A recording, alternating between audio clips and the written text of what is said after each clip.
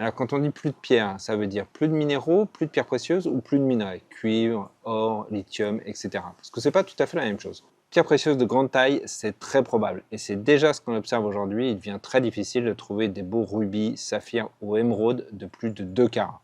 La demande en pierres précieuses, elle explose depuis 20 ans et tous les anciens gisements qui étaient connus pour leur richesse en gemmes, Mogok en Birmanie, la Colombie, le Pakistan, etc., eh bien, ils se tarissent. On peut le voir d'ailleurs en prix du gemme, le prix d'un beau saphir ou d'un beau rubis de plus de 2 carats, il a plus que doublé en 10 ans. Et ce prix va continuer de grimper. Donc oui, les gemmes précieuses vont devenir de plus en plus rares si elles font plus de 2 carats. Les minerais comme le cuivre ou le lithium sont des ressources dites stratégiques, c'est-à-dire que leur utilisation aujourd'hui est telle qu'on ne peut pas s'en passer. Et du coup, il va y avoir une très forte pression sur ces minerais. Et pour répondre à certaines évolutions technologiques ou politiques, comme par exemple le fait de ne produire plus que des voitures électriques, eh bien, il va falloir multiplier la production de lithium par 20.